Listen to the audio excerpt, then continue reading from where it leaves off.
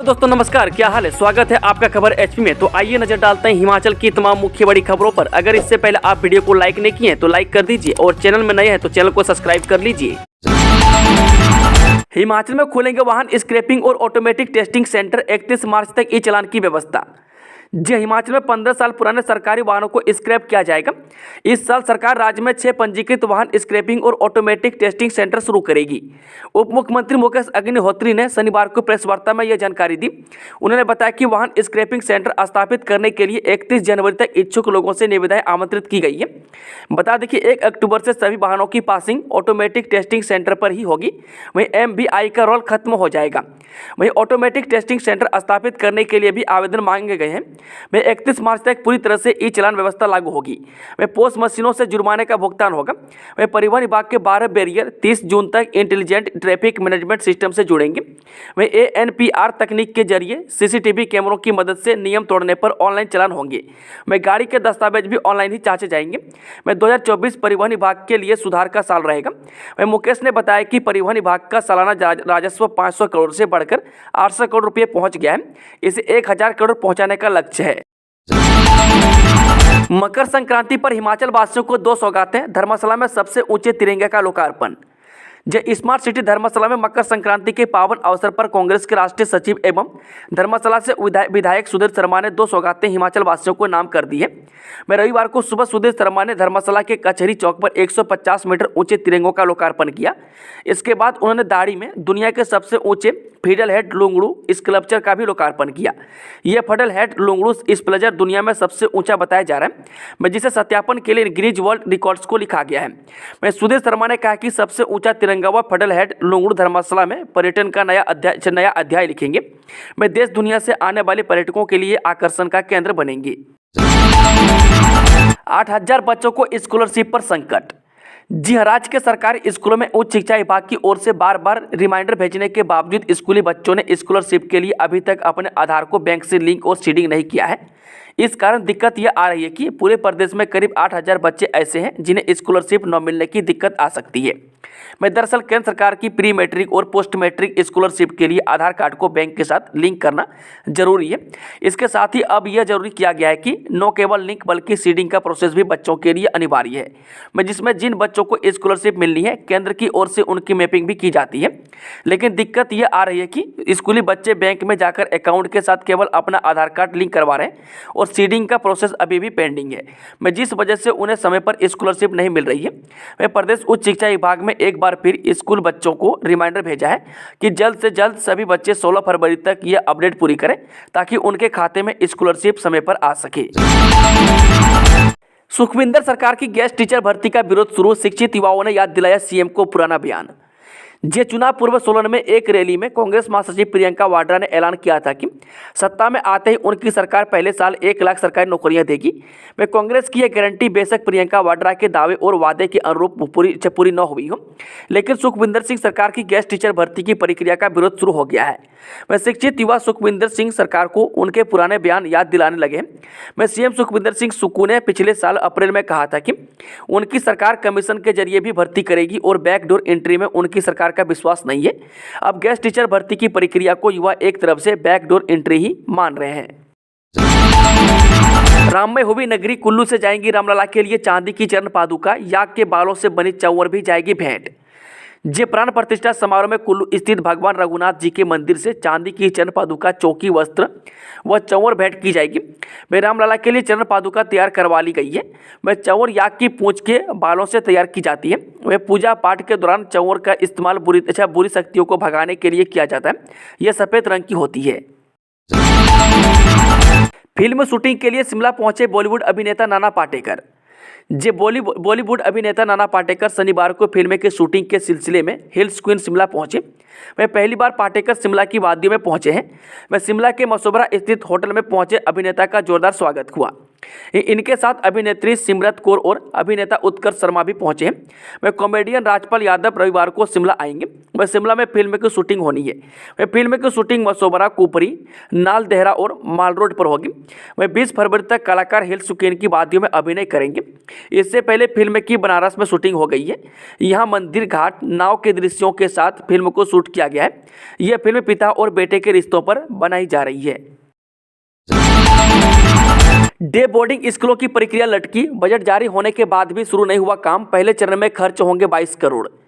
हिमाचल में 15 day boarding स्कूलों के लिए बजट मिलने के बाद भी अभी तक इस पर काम शुरू नहीं हो पाया है। अब नए साल में डे बोर्डिंग स्कूलों पर काम शुरू होने की उम्मीद है। वह प्रदेश सरकार ने इसके लिए 75 करोड़ बजट मंजूर कर दिया है। इसमें पहले चरण में 15 डे बोर्डिंग स्कूल बनने हैं और इन स्कूलों के निर्माण कार्य पर पहले चरण में 22 करोड़ 50 हज़ार रुपये खर्च किए जाएंगे। वह प्रत्येक स्कूल को फिलहाल 1.5 करोड़ का बजट जारी किया गया है, लेकिन काम को अभी तक भी शुरू नहीं किया गया है। ये स्कूल पूरी तरह से प्राइवेट स्कूलों की तर्ज पर बनेंगे, जहां बच्चों को हर प्रकार की आधुनिक सुविधाएं मिलेंगी। बता दें कि इसमें घुमारवी, नादौन, बड़सर, पालमपुर, जयसिंहपुर, शाहपुर, नगरोटा, बागवा, परागपुर, जुब्बल, कोटकाई, किन्नौर, हरोली, गगरेट, ज्वालामुखी और फतेहपुर शामिल हैं। वहीं जगोर रहे कि दिल्ली, मुंबई जैसे महानगरों के स्कूलों की तर्ज पर हिमाचल में भी डे बोर्डिंग स्कूल बनेंगे। इसके साथ ही स्कूलों में अंग्रेजी व हिंदी दोनों माध्यमों में पढ़ाई करवाई जाएगी। में स्कूल के निर्माण कार्य के लिए 25 से 30 बीघा जमीन की आवश्यकता है। वह प्रदेश के लगभग सभी जिलों में इसको लेकर अपनी रिपोर्ट दे दी है और अब इसका निर्माण शुरू हो जाएगा। अब पीएचडी डिग्री की होगी जांच, यूजीसी का फैसला, शिक्षण संस्थानों ने कितना किया, तय मानकों का पालन होगा खुलासा। उच्च शिक्षण संस्थानों में शिक्षकों की नियुक्ति और पीएचडी डिग्री देने में गड़बड़ियों की जांच नियमित रूप से करेगी। यूजीसी ने इसके लिए अस्थायी समिति के गठन का फैसला किया है। अब देश में शिक्षकों की नियुक्ति और पीएचडी डिग्री प्रदान करने में कोई भी अनियमितता मिलने पर गंभीर कार्रवाई की जाएगी। बता दें कि यूजीसी द्वारा गठित अस्थायी समिति कुछ उच्च शिक्षण संस्थानों को चिन्हित किया है। इन शिक्षण संस्थानों से यूजीसी पीएचडी अवार्ड करने की पूरी प्रक्रिया जानकारी लेगी। यूजीसी इन विश्वविद्यालयों के द्वारा हाल के वर्षों में दी गई पीएचडी डिग्री के दस्तावेज की जाँच करेगी। इस जांच में देखा जाएगा कि शिक्षण संस्थानों के द्वारा यूजीसी के तय मानकों का पालन किया गया था या नहीं। आधुनिक खेती की ट्रेनिंग लेने जापान जाएंगे हिमाचल के युवा। कृषि क्षेत्र से युवाओं को रोजगार देने की जापान सरकार की एजेंसी जायका से वित्त पोषित हिमाचल फसल विविधीकरण प्रोत्साहन परियोजना के तहत हर साल 20 से 25 युवाओं को जापान में आधुनिक कृषि का प्रशिक्षण देने के लिए भेजा जाएगा। इसमें ऐसे युवाओं का चयन होगा जो परियोजना के तहत चिन्हित की गई सिंचाई योजनाओं के क्षेत्र से विशेष संबंध रखते हों और उनके माता पिता इन सिंचाई योजनाओं के तहत आने वाले क्षेत्र के अस्थायी निवासी व प्रगतिशील कृषक हों। इन युवाओं की शैक्षणिक योग्यता कम से कम 12वीं कक्षा हो और कृषि व्यवसाय में या अपना करियर बनाने के इच्छुक हो। बता दें कि 2026 तक अलग अलग बैच में करीब 150 युवाओं को प्रदेश सरकार जापान भेजेगी। इस चयन में शुरुआती चरण के सिलेक्शन में इन युवाओं को कौशल विकास निगम 6 माह का शुरुआती प्रशिक्षण राज्य में ही देगा। इसमें इन्हें जापान के आचार व्यवहार, कानून, संस्कृति, भाषा आदि का पूर्ण ज्ञान निगम की ओर से दिया जाएगा। लोन लिमिट में अब बचे सिर्फ 300 करोड़, अंतिम तिमाही के लिए सरकार से अनुमति का इंतजार। मुश्किल आर्थिक हालात से जूझ रहे हिमाचल के पास लोन लिमिट के रूप में अब सिर्फ 300 करोड़ रुपये ही बचे हैं। बता दें कि पिछले साल अप्रैल से दिसंबर तक भारत सरकार ने 6600 करोड़ की लोन लिमिट दी थी, जिसमें से 1300 करोड़ अभी बचे हुए थे। इस महीने वित्त विभाग ने 1000 करोड़ लोन नोटिफाई कर दिया है, इसलिए अब सिर्फ 300 करोड़ बचे हैं। हिमाचल सरकार ने 1000 करोड़ रुपये का लोन लेने का फैसला 2 दिन पहले ही किया था और अब 17 जनवरी को यह पैसा सरकार के कोषागार में आ जाएगा। इसमें से 500 करोड़ 10 साल के लिए और 500 करोड़ की दूसरी किस्त 15 साल के लिए ली जा रही है। लेकिन इसी महीने इस वित्त वर्ष की अंतिम तिमाही के लिए केंद्र सरकार से लोन की लिमिट चाहिए। अभी तक के 6600 करोड़ में से 6300 करोड़ लोन सरकार ले चुकी है। हिमाचल ने पहली पारी में बनाई 33 रन की बढ़त, 271 रन पर ऑल आउट हुई टीम। अंतर्राष्ट्रीय क्रिकेट स्टेडियम धर्मशाला में चल रहे रणजी मैच के दूसरे दिन हिमाचल की टीम ने 33 रन की बढ़त बनाई है। वह टीम 271 रन पर ऑल आउट हुई। वह उत्तराखंड ने दूसरे दिन का खेल खत्म होने तक दूसरी पारी में 1 विकेट खोकर 22 रन बनाए। इससे पहले पहली पारी में उत्तराखंड की टीम 238 रन पर ऑल आउट हो गई थी। वह उत्तराखंड ने दूसरे दिन की बल्लेबाजी में अंतिम विकेट पर 9 रन जड़े। इसके बाद हिमाचल ने पहली पारी में 33 रन की बढ़त के साथ 271 बनाए। रेप विक्टिम की गलत जांच के दोषी पालमपुर के डॉक्टरों पर 5 लाख का जुर्माना। हिमाचल हाईकोर्ट ने दुष्कर्म पीड़िता की जांच गलत तरीके से करने के मामले में सिविल हॉस्पिटल पालमपुर के डॉक्टरों पर 5 लाख रुपये का जुर्माना लगाया है। हाईकोर्ट ने इस राशि का भुगतान प्राथमिक तौर पर राज्य सरकार के जरिए पीड़िता को करने के आदेश जारी किए हैं। इसकी भरपाई दोषी डॉक्टर से करने को कहा गया है। न्यायाधीश तरलोक सिंह चौहान व न्यायाधीश सत्येंद्र वेद की खंडपीठ ने अपने निर्णय में कहा कि दुष्कर्म एक महिला के व्यक्तित्व और अंतर्निहित गरिमा पर मानसिक हमला है। यह एक महिला की पवित्रता और समाज की आत्मा के खिलाफ अपराध है। किसी का शारीरिक ढांचा ही उसका मंदिर होता है और उस पर अतिक्रमण का अधिकार किसी को नहीं है। बता दें कि केंद्र सरकार द्वारा जारी दिशा निर्देशों के अनुसार 2 फिंगर टेस्ट, जिसे चिकित्सा शब्द के अनुसार प्रतियोनी परीक्षा को सख्ती से प्रतिबंधित किया गया है। यह दिशा निर्देश हिमाचल प्रदेश सरकार द्वारा भी अपनाए गए हैं। यह दिशा निर्देश पूरे प्रदेश में स्वास्थ्य पेशेवरों पर लागू होते हैं। सिविल अस्पताल पालमपुर में डॉक्टरों के हाथों हुए आघात, शर्मिंदगी, अपमान और उत्पीड़न के लिए भुगतान प्राथमिक तौर पर राज्य सरकार को करना है। उसके बाद दोषी डॉक्टरों से इसे वसूल किया जाएगा। लोहड़ी से चंबा में शुरू हुई 1000 साल पुराना भूतों को भगाने की अनोखी परंपरा। हर साल की तरह इस साल भी चंबा में मकर संक्रांति से एक दिन पहले भूत प्रेतों को भगाकर जिले में सुख शांति लाने की कामना के साथ लोहड़ी मनाई गई। चंबा की 1000 साल पुरानी इस परंपरा के तहत शहर के हर कोने में स्थापित 14 मड़ियों को लोग 1 महीने तक जलाएंगे। यह अनोखी परंपरा 1000 साल पहले राजा साहिल वर्मन ने 10वीं शताब्दी में शुरू की थी। राजा साहिल वर्मन ने भरमौर से आकर चंबा रियासत को बसाया था। उन्होंने यहाँ पहुंचकर देखा तो इस स्थान में भूत प्रेतों का अधिकतर बसेरा हुआ करता था।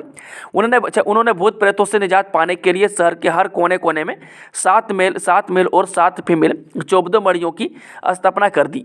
लोहड़ी के दिन से लगातार 1 महीना लोग रात के समय इन मड़ियों को जलाते थे। इनकी देखरेख मोहल्ले के सभी बूढ़े और बच्चे किया करते थे।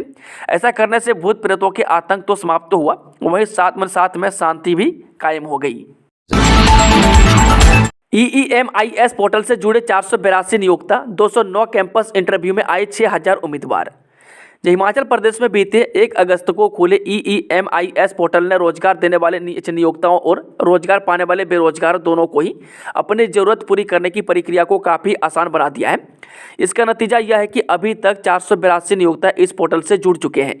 उन्होंने 209 कैंपस इंटरव्यू के लिए और इनमें 6000 से ज़्यादा बेरोजगारों ने भाग लिया।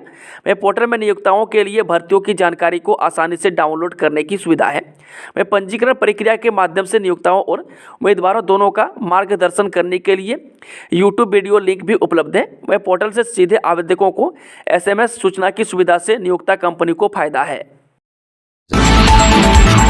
हमीरपुर में इन 4 लोगों को अयोध्या से आया बुलावा, 22 को मंदिरों में विशेष पूजा। अयोध्या में राम जन्मभूमि के प्राण प्रतिष्ठा कार्यक्रम में भाग लेने के लिए जिले के 4 लोगों को निमंत्रण प्राप्त हुआ है। इनमें दियोट सीध के महंत राजेंद्र गिरी, महंत सर्वेश्वर नंद सरस्वती, पद्मश्री कुलतार सोनखले, पद्मश्री विजय शर्मा शामिल है। जयराम ने PM के आह्वान पर की कालीबाड़ी मंदिर की सफाई, बोले नया यात्रा निरर्थक। PM मोदी के आह्वान पर हिमाचल में नेता प्रतिपक्ष जयराम ठाकुर ने रविवार को शिमला के कालीबाड़ी मंदिर की सफाई की। PM ने 14 से 22 जनवरी तक लोगों से आसपास के मंदिरों की सफाई करने का आह्वान किया है। बाद में मीडिया से चर्चा करते हुए नेता प्रतिपक्ष ने कांग्रेस नेता राहुल गांधी की भारत जोड़ो न्याय यात्रा पर जमकर हमला बोला। जयराम ने कहा कि अयोध्या में रामलला की प्राण प्रतिष्ठा हम सभी के लिए परम सौभाग्य की बात है। उन्होंने हिमाचल प्रदेश के लोगों से भी आग्रह किया है कि वे PM नरेंद्र मोदी के आह्वान का हिस्सा बने और अपने आसपास के मंदिरों की सफाई करें। सीनियर कुश्ती प्रतियोगिता में 100 से ज़्यादा पहलवानों ने दिखाया दमखम। हिमाचल प्रदेश कुश्ती संघ ने रविवार को ऊना जिला मुख्यालय पर स्थित इंदिरा गांधी खेल परिसर में राज्य स्तरीय कुश्ती प्रतियोगिता का आयोजन किया।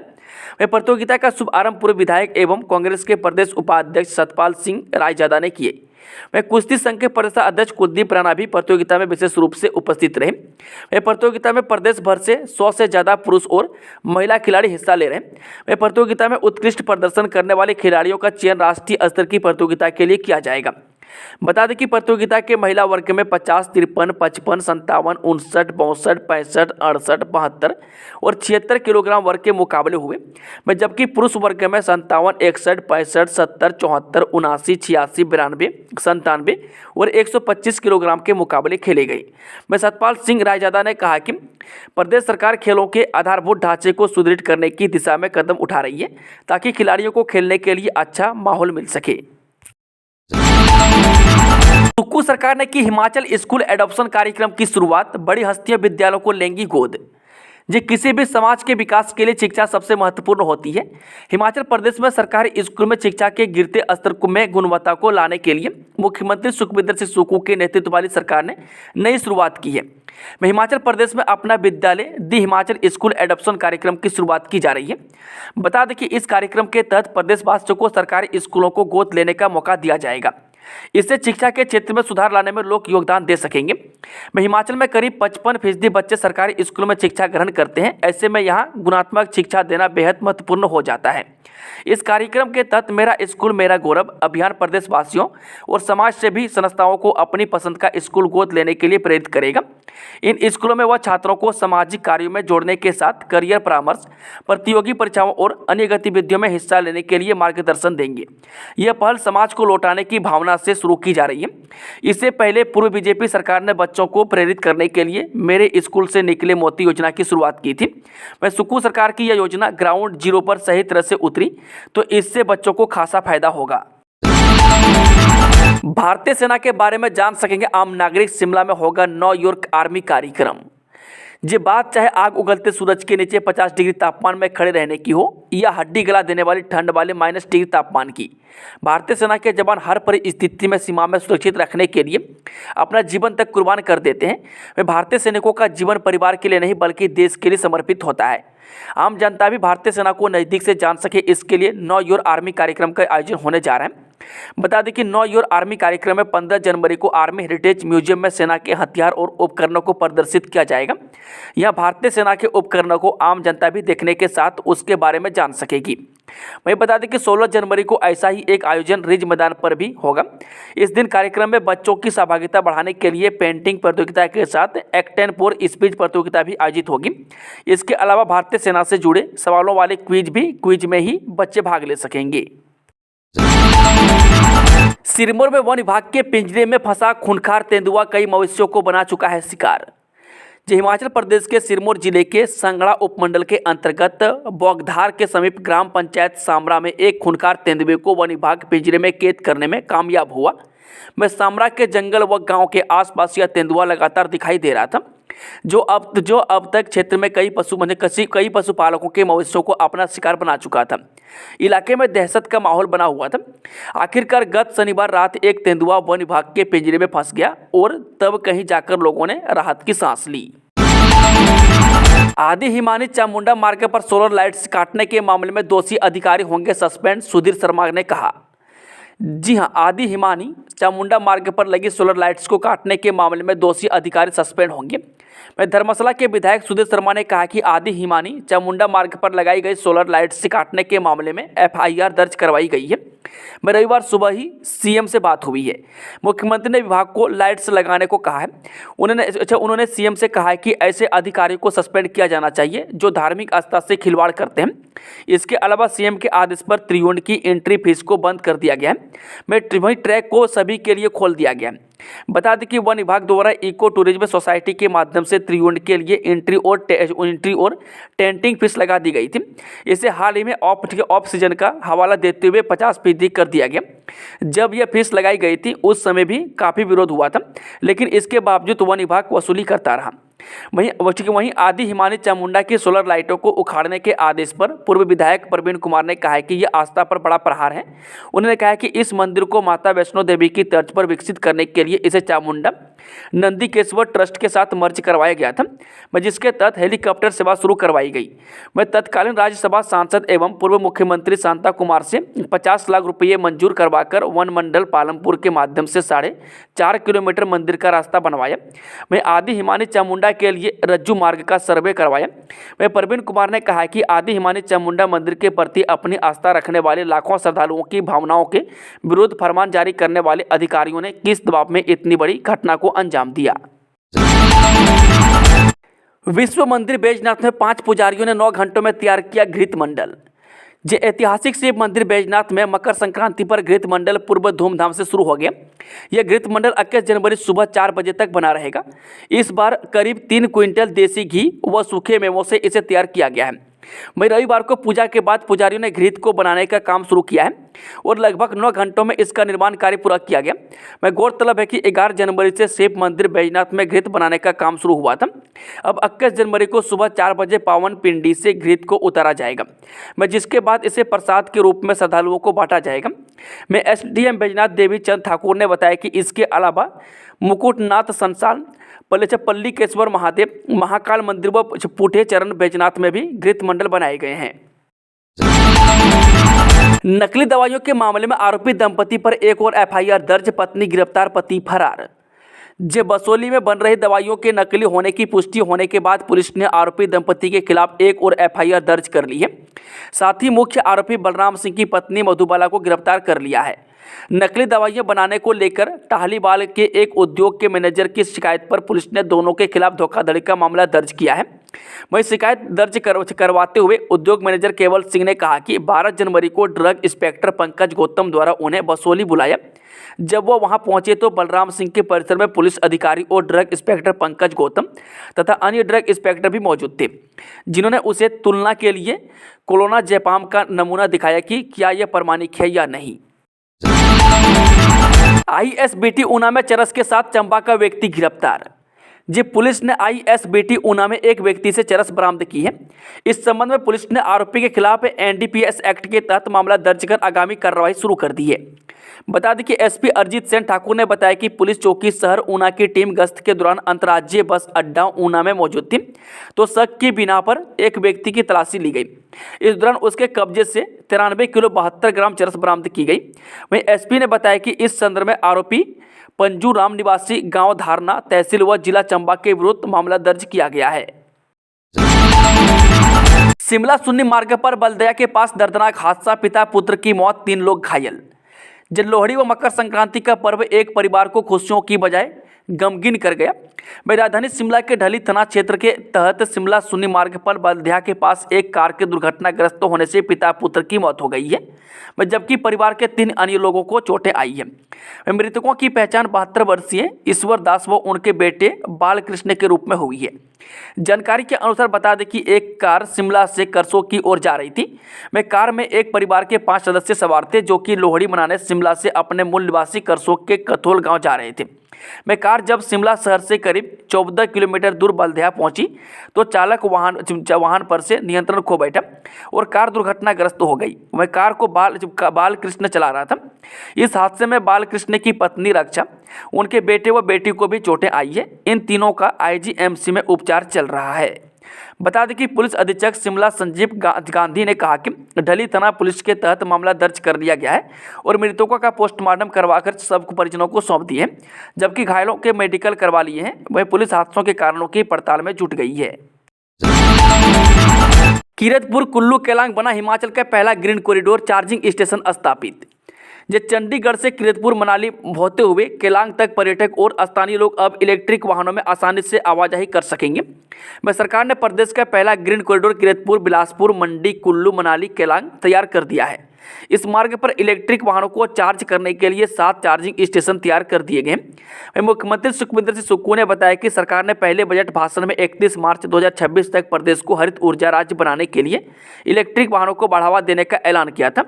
इसी कड़ी में पहला ग्रीन कॉरिडोर तैयार कर लिया गया है। जल्द ही 5 अन्य कॉरिडोर भी तैयार कर लोगों को समर्पित कर दिए जाएंगे। शिमला से पर्यटकों ने फेर लिया मुंह, किसानों बागवानों को भी सता रहा डर, जाने क्यों। जो शिमला में जहां जनवरी माह में बर्फ की सफ़ेद चादर बिछ जाया करती थी, वही 2 वर्षों से शिमला जलवायु परिवर्तन की मार झेल रहा है। वह पर्यटक बर्फबारी की आस लिए शिमला तो पहुंच रहे हैं, लेकिन मायूस चेहरों के साथ लौट रहे हैं। इससे जहां पर्यटक कारोबार पर असर पड़ रहा है, वहीं हिमाचल की आर्थिक पर भी आने वाले दिनों में इसका असर देखने को मिल सकता है। साथ ही बदलते मौसम का असर बागवानी और किसानी पर भी पड़ सकता है। नाहन कुमारहट्टी हाईवे पर पलटा रेत से भरा ट्रक, चालक की सूझबूझ से टला हादसा। नाहन कुमारहट्टी नेशनल हाईवे पर ITI के पास रविवार को एक ट्रक दुर्घटनाग्रस्त हो गया। बताया जा रहा है कि हादसा ब्रेक फेल होने से हुआ।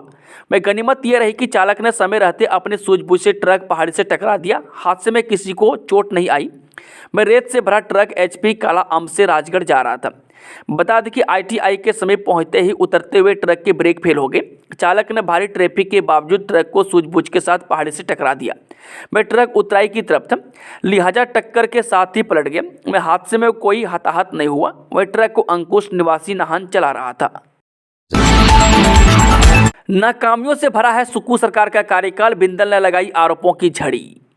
हिमाचल प्रदेश बीजेपी के अध्यक्ष डॉक्टर राजीव बिंदल ने रविवार को राज्य की कांग्रेस सरकार के 13 महीने के कार्यकाल को नाकामियों से भरा बताते हुए आरोपों की झड़ी लगा दी। ऊना में प्रेस वार्ता को संबोधित करते हुए राजीव बिंदल ने कहा कि स्वच्छता के मामले में हिमाचल प्रदेश देश भर में 4थे स्थान पर था, अब लुढ़कर 18वें पायदान पर पहुंच गया है। बीजेपी प्रदेश अध्यक्ष ने कहा कि सरकार गरीबों को मिलने वाली 125 यूनिट बिजली को बंद करने का प्रयास कर रही है।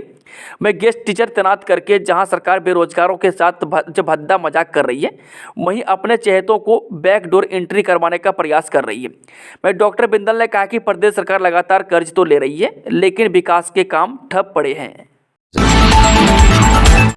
गगरेट विधायक चैतन्य शर्मा ने राम मंदिर फ्री यात्रा पंजीकरण की बनाई योजना, लाइव दिखाया जाएगा प्राण प्रतिष्ठा समारोह। विधानसभा गगरेट के लोगों को फ्री अयोध्या राम मंदिर यात्रा करवाने के लिए विधायक चैतन्य शर्मा ने अपने निवास स्थान पर रविवार को एक पत्रकार वार्ता के दौरान कहा कि राम मंदिर प्राण प्रतिष्ठा एक ऐतिहासिक पल है। हर भारतवासी को इस गौरवशाली पल का अच्छा गवाह बनना चाहिए। इसी कड़ी में हम लगातार लोगों से आह्वान कर रहे हैं कि जो लोग इस यात्रा पर जाना चाहते हैं, वे 22 जनवरी से अपना पंजीकरण करवाएं। वे 22 फरवरी से यह यात्रा शुरू होने जा रही है। वे विधायक ने कहा कि 22 जनवरी को भजाल बड़ा तालाब मैदान में प्रभु श्री राम की मूर्ति स्थापना के भव्य आयोजन को लाइव स्क्रीनिंग करके दिखाया जाएगा। साथ ही गगरेट क्षेत्र के 15 प्रमुख मंदिरों में राम पाठ हवन यज्ञ कराया जाएगा। इस दिन को हम सब मिलकर एक उत्सव की तरह मनाएंगे। दोस्तों, खबरों का सिलसिला अभी खत्म होता है। जानकारी पसंद आई तो वीडियो को लाइक करें और ताज़ा समाचार का अपडेट पाने के लिए हमारे टेलीग्राम चैनल को जरूर ज्वाइन करें, जिसका लिंक डिस्क्रिप्शन में दिया हुआ है, या फिर सर्च करें खबर HP।